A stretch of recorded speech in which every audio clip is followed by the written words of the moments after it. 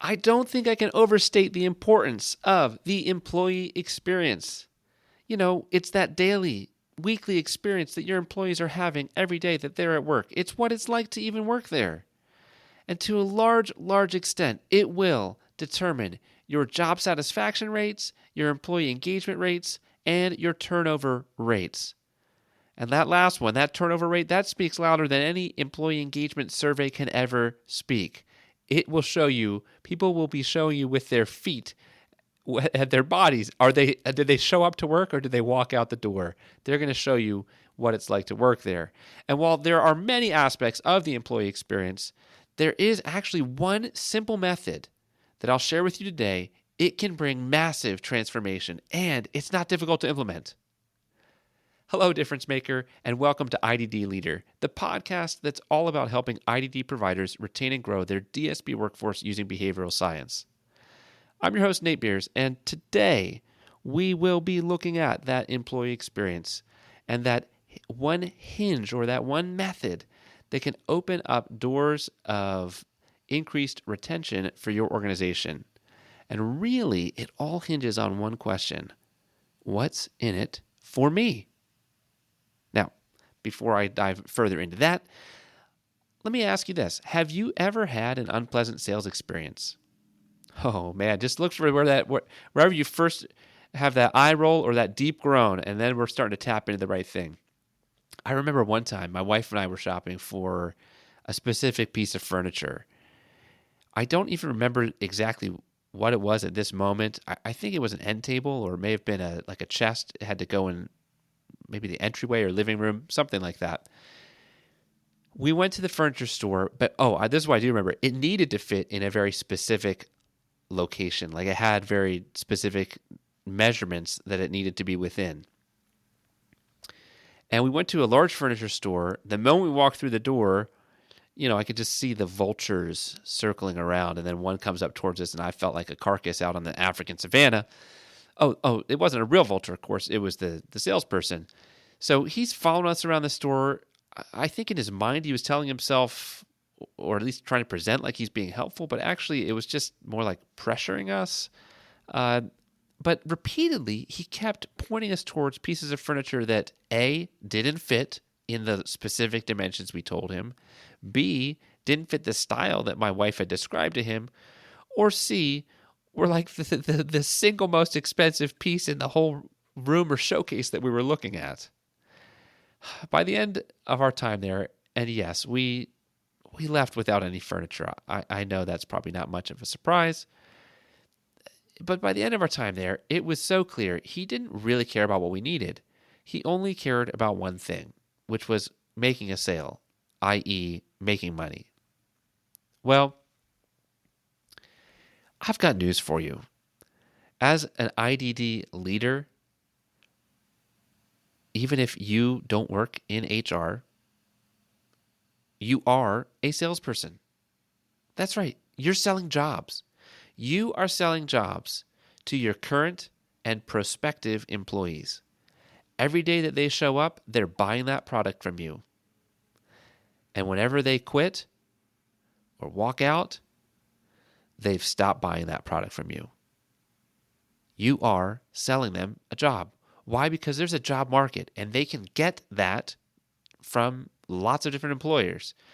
In the last few years, in fact, it'd be very easy for any of your employees that are just not the most,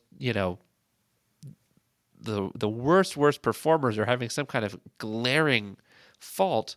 I mean, they worked for you, so hopefully it wasn't that bad.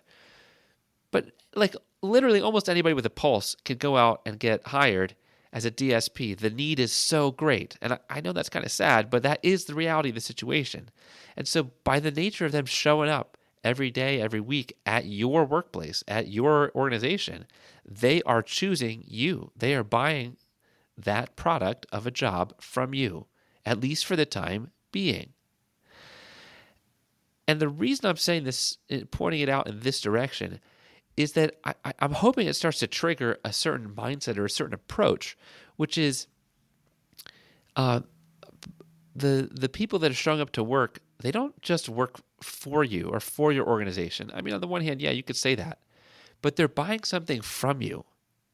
They want the paycheck. They want the stability. They probably like serving people. That's why they're there. And it's really easy as leaders to assume that employees want the good of the company. Because usually if you've made it that far, you want the good of the company, at least partially. And then we kind of can get this attitude or this approach where we can kind of just tell people what needs to be done because that's what needs to be done. And we sort of stop selling stuff to them. What I mean is we forget the golden question, if you will. What's that question? It's the question, what's in it for me? Every time that we are rolling out an initiative, every time that we're telling somebody how to do their job better, which we shouldn't just be stating it at them, it should be a two-way conversation, but we need to have a clear answer to the question, what's in it for me? As we show our employees over and over again that we want the good for them, in time, they will start to buy into the vision of the organization, and they will actually want good for the company as well. But it never starts there. You've probably heard this famous quote, no one cares how much you know until they know how much you care. I would rephrase that to apply it in this situation to say no employee cares about your company until they know your company cares about them. They didn't start working at your organization because they wanted to see your organization grow and succeed. No, they probably wanted to get paid. They may have wanted an opportunity to grow their career. They may be and probably are a very caring person. But they're in it for themselves. Now, this isn't bad. This doesn't mean that they're horrible, selfish people. In fact, the reason that they've chosen to work in human services tells us they probably are at heart a compassion-driven person. They're at some level probably in it for the clients because they know they could get paid the same wage that they're getting at your job, at another job that has a whole lot less responsibility that doesn't involve caring for people. Here's the thing. Eventually, if you do it right, they will be in it, at least partially, for your organization, although that still is a lesser degree than being in it for themselves and in it for the clients. We want to give people the why. We want to answer what's in it for me. Like, why should I do this? Now, I don't mean taking this in some kind of an extreme way where I don't know. Don't run with this too far in the wrong, too far till it gets off course.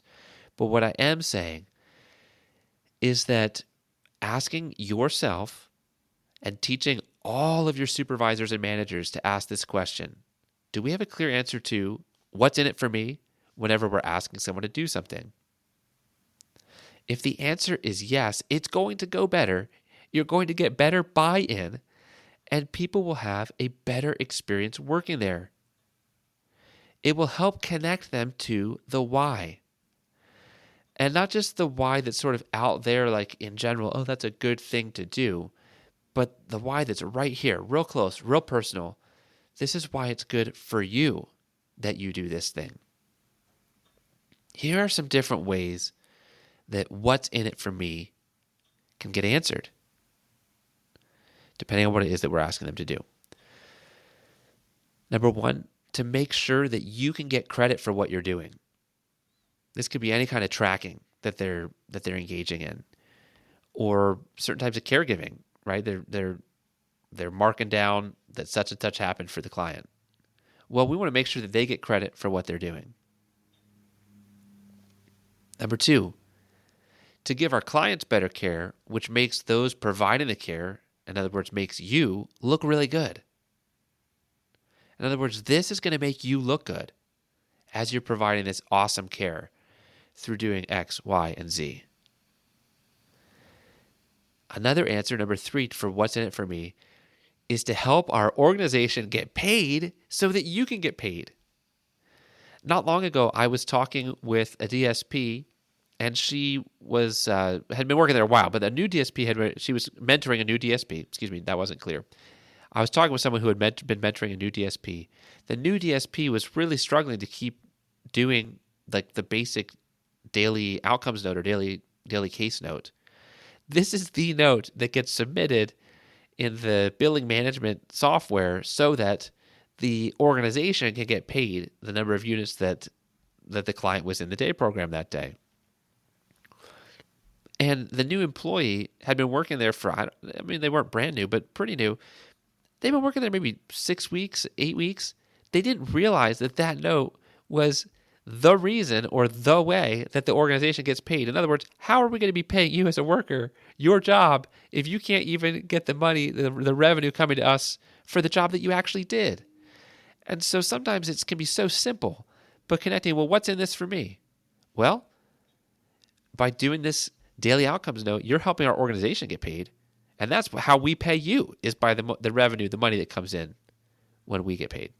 Okay, number 4. To prove the quality of care that you're providing. There's a lot of things that we do, a lot of things that DSPs do and that we do in general in this field to prove the quality of care that we're providing. So connect those dots for your frontline workforce, even for your supervisors.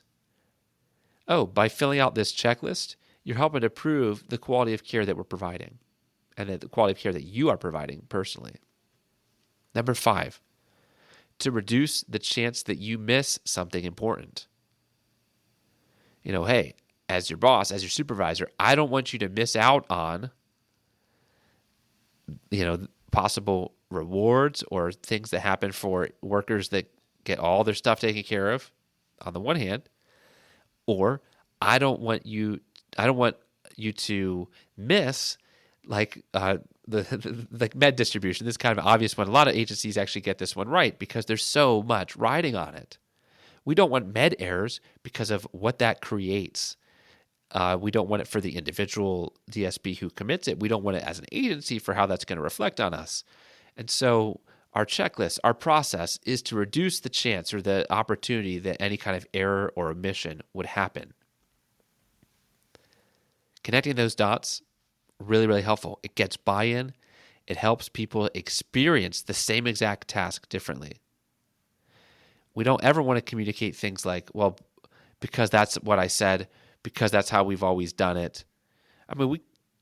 It might be how we've always done it. It might be that I want them to respect me as a boss to do what I'm saying, but I want to connect it to what's in it for me. I want to answer that question, whether or not they ask it. I want to answer it in how I'm presenting. Number 6, this one's a little funny, but to help out this other department, which will make them feel happier and less frustrated with our department.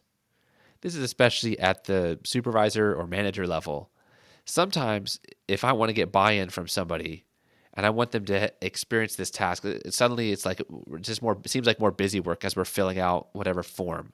Well, that form really helps out our billing department, or that really helps out our accounts payable, or that really helps out our rep payee program. Whatever it's helping out, explaining that clearly. It's helping them out. When they are happy about what's coming from us, you're gonna get treated better whenever you need something from them or whenever you're interacting with them. That's a good thing. It's a win for you to help them out. And of course, it's a win for them too.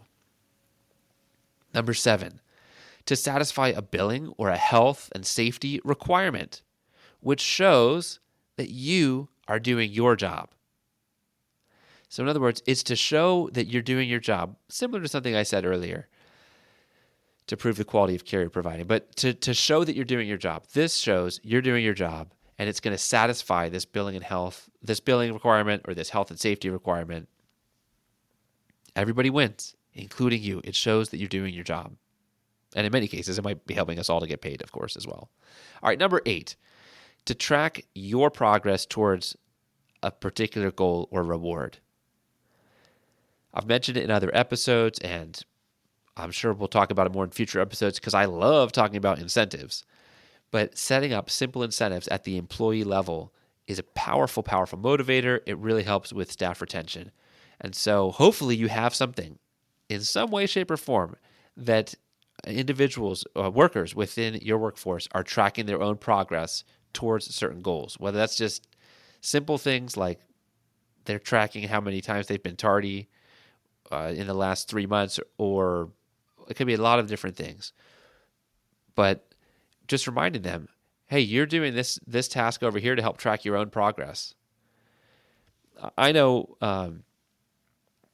as a behavior analyst, which is my day job, that I have a checklist for my clinicians that they have to fill out. That it pretty much is just the computer's telling me whether or not they're doing their job, but it helps them track their own progress towards certain quota of billable hours. And so they see really early on and really easily, just by filling out this checklist, if they are going to be hitting their marks for the month or not. And then the other thing it does is when they hit above certain marks, then they get a certain reward. They get a certain, like a pay incentive. And so they also get to see their own progress towards that just by filling out. It's a little bit in depth, but a checklist. That's by filling that out on a weekly basis, they can see that. So sometimes that's the best answer for what's in it for me. Well, this is going to help you track your own progress towards a certain goal or towards a certain reward.